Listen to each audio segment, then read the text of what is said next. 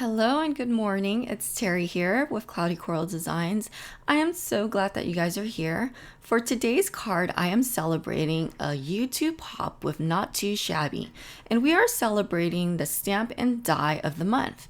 And this month, it is a really cute one. This one is called Christmas in July. Well, the hashtag is called N2S Christmas in July, but the stamp set is called Berry Christmas, and it is super adorable. So if you're new to the hop, every month, Not Too Shabby Shop releases a stamp and die, and it goes live on the 7th of each month. And with each hop, there is a giveaway. So all that you have to do is search up the hashtag N2S Christmas in July and hop on over to all of the participants. And then after you're done with that, just go ahead and click the link down below and you can go ahead and fill out your entry for the giveaway. Okay, so let's get started and I'll go ahead and give you a close-up look at the product. Okay, so here is a look at the stamp and die of the month. Isn't it just adorable? I love coloring critters and these just stole my heart away, and I just love Christmas. To start off my card, I am stamping all of the cute little bears onto white cardstock. This cardstock that I'm using today is by Photoplay, Say It Was Stamped, and it's called Color Me Cardstock. And I love this cardstock because it works really well with alcohol marker. It's a super alcohol marker friendly cardstock. It just glides on so smoothly. And I am going in and stamping the stamps with an alcohol friendly ink. And that's very important. A lot of people don't realize that the ink that you use to stamp on the images as well as the cardstock plays a really important role in your coloring medium. So today I am using alcohol markers. I'm using Copics. So I want to make sure that my cardstock as well as the ink that I'm using to stamp out the image are both alcohol marker friendly.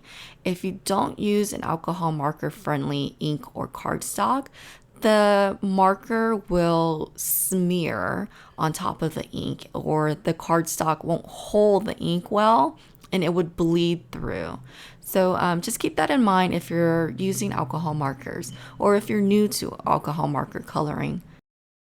Okay, so this part I am just coloring the cute little images, and I will go ahead and play some music here and I will leave a time noted down below. So if you're interested in the coloring, I hope you stick around and watch it. But if you're not, you can go ahead and forward it to that time. Okay, so I'll see you guys in a little bit.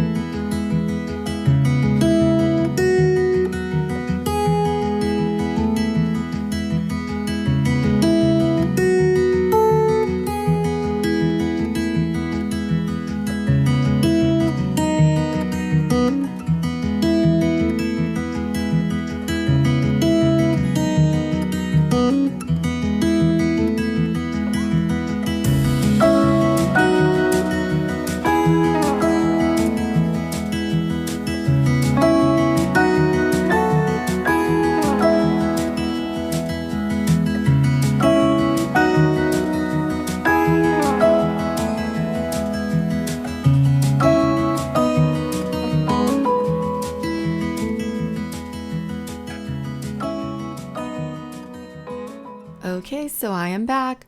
So after I finished coloring all of the critters, I went ahead and used the coordinating dies and ran that through my die cutting machine. I am using my electric die cutting machine, but you can use whatever you have on hand. I love how adorable they look after getting die cut. Okay, so let's talk about the background scene. I am going in with this awesome stamp set from Inkblot Shop. I really like this stamp set because you can build your scene, and I love scene building. So what I did here is I started off with white cardstock, the same cardstock as I used earlier, and I'm going in with the same ink as well. So I'm stamping down one of the stamps from the stamp set and using my stamping assistant tool to help give even pressure. Then I went ahead and stamped the same image down on masking paper. When I'm scene building, I love to use masking paper because masking paper just creates a different look on a one layer cardstock. So here I'm going in using my fussy cutting scissors and I'm just cutting the stamped image on masking paper out. And once I'm done with that, I went ahead and placed it over the image onto the white cardstock.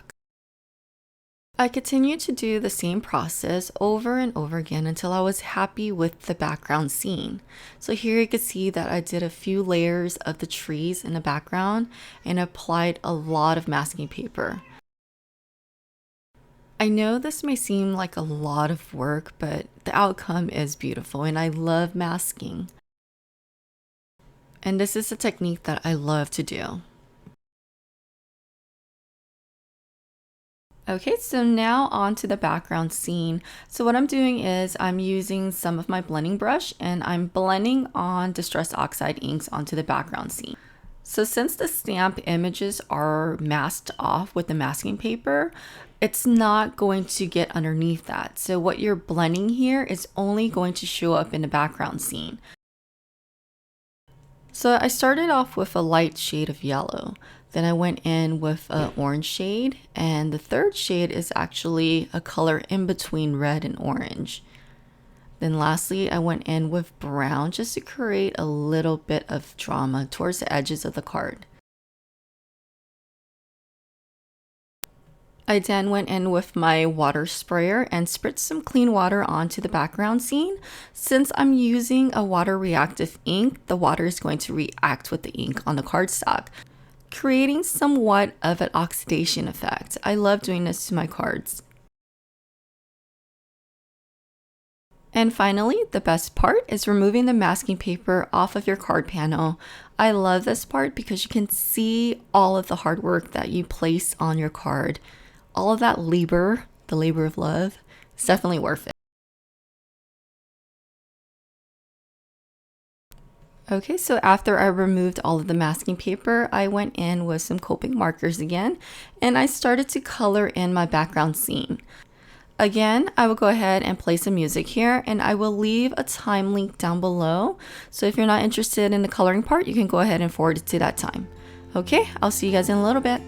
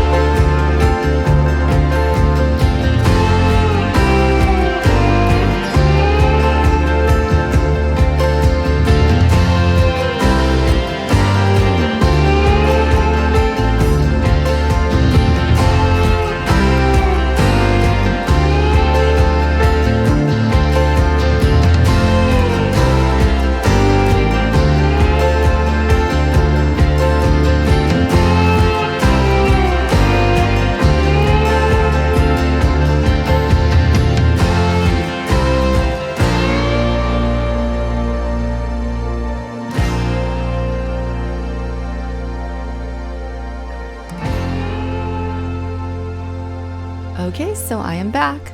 So I know that was a little confusing, right? I first wanted a snowy scene, but then I decided to go with a regular autumn scene. So in that same stamp set, there are smaller stamps of grass blades. So I went in and stamped that on my card panel. Now for the sentiment, I am also going in with another stamp set from Shabby Shop, and I really love the scripty flow of this set. Here you can see that I'm trying to figure out which wording that I want on my card panel, and I decided to go with the one that says jingle. So before going in with the jingle sentiment, I like using an alignment guide. This alignment guide is really nice because it's nice and sturdy and you can see all of the lines very well. What this does is it helps you with alignment of your sentiments or any stamps that you need to align on your card panel. So after I figured out the alignment, I just removed the alignment guide off of the stamp. And I went in with my anti-static powder tool and I'm applying that onto the card front. So this tool, if you're not familiar with it, it prevents embossing powders from sticking onto areas that you don't want it to. So now going in with my Versamark ink, I went ahead and stamped out the jingle sentiment on top of the card panel. Then going in with my embossing powder, I went ahead and applied that over the stamped sentiment. At this point, I wasn't sure if I wanted to go with a gold embossing powder or white, but I think using the white embossing powder created a nice contrast in the background, so I'm glad I went with white. I also heat embossed the secondary sentiment from the stamp set on black cardstock, and I trimmed that down off screen. So here's everything that I am using for my card. So off screen, I also went ahead and trimmed down my card panel, and I also trimmed down a black cardstock slightly larger than my card panel. So what I'm doing here is I'm creating a matting effect. So I went ahead and adhered the card panel using Ultra Bond from Thermal Web, and I adhered that onto the black cardstock. Then I also applied the same liquid adhesive onto the black side of the cardstock and placed it onto a top folding white card base. And to create a little bit of dimension on the card, I went in with foam squares from Thermal Web and applied that onto the back of the bear. Then I popped them up on the card front. And of course, the last detail of my cards, I usually go in with a white gel pen and apply highlights and details throughout the card panel. And there you have it. This card is now complete. I hope you found this tutorial useful, and please don't forget to thumbs up, comment, and subscribe. And don't forget to follow along with the hop, and you could either search up hashtag N2S Christmas in July or check out the description down below and click on the hashtag there. Okay, until next time, I hope you guys have a wonderfully blessed day. Bye-bye.